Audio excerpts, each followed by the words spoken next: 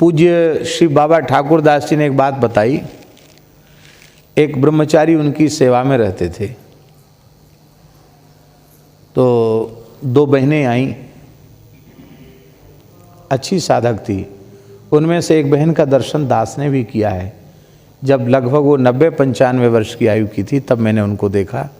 देदामई वाली माता जी, हम उनका दर्शन करने गए थे रुदायन के पास। माता जी तो बहुत सिद्ध कोटि की भक्ता थी, बड़ी गुरुनिष्ठ थी।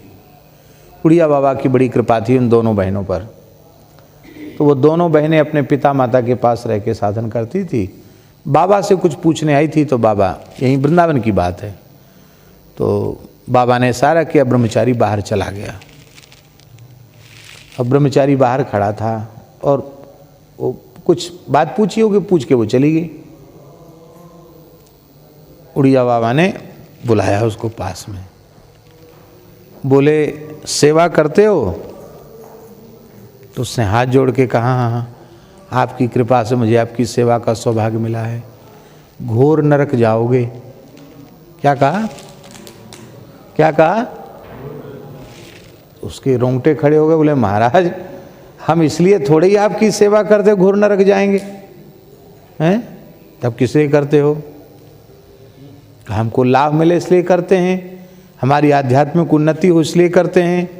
इसलिए तो कोई भी सेवा नहीं करता संतों की, गुरुजनों की, हमको नरक में जाना पड़े। कैसे घोर नरक जाएंगे?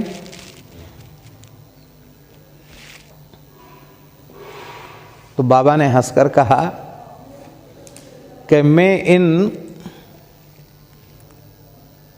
देवियों से बात कर रहा था, तो तुम बाहर खड़े होकर कान लगाकर क्या सुन रहे थे?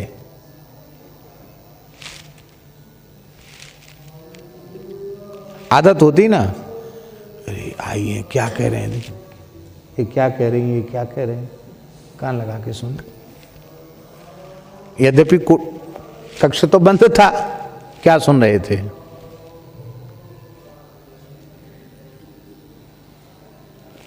तुम्हारे मन में संदेह नहीं होता गुरु तत्व के प्रति, तो तुम कान लगा के सुनते ही नहीं। ये साक्षात भगवान हैं, तो भगवान कुछ कह रहे होंगे। हमको सुनने योग्य होता तो हमको बिठा लेते, हमको सुनने योग्य नहीं तो इशारा कर दे बाहर चले जाओ। तो जिसकी सेवा कर रहे हो उसी के प्रति तुम्हें संदेह बना हुआ है, तुम्हारी श्रद्धा नहीं है, तो सेवा करके भी नरक जाओगे, लाभ तो कुछ नहीं मिलेगा, नरक जाओगे। देखो, जब हम उड़िया बाबा के शब्द हैं, जब हम तुम्हारी अवस्था में थे तो इतनी दूर से स्त्री शरीर निकल जाए तो उसकी गंध से मुझे बमन हो जाता था। स्त्री देह की गंध से मुझे उल्टी हो जाती थी, बमन हो जाता था।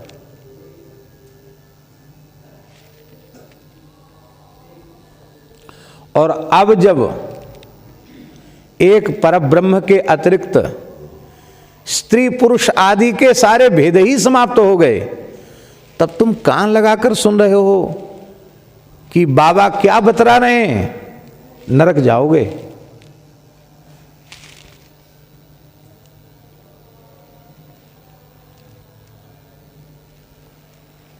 हमें हरि गुरु संत की सेवा का लाभ ही इसलिए नहीं मिलता कि हम मनुष्य भाव ही बनाकर रखते हैं, इसलिए लाभ नहीं मिलता।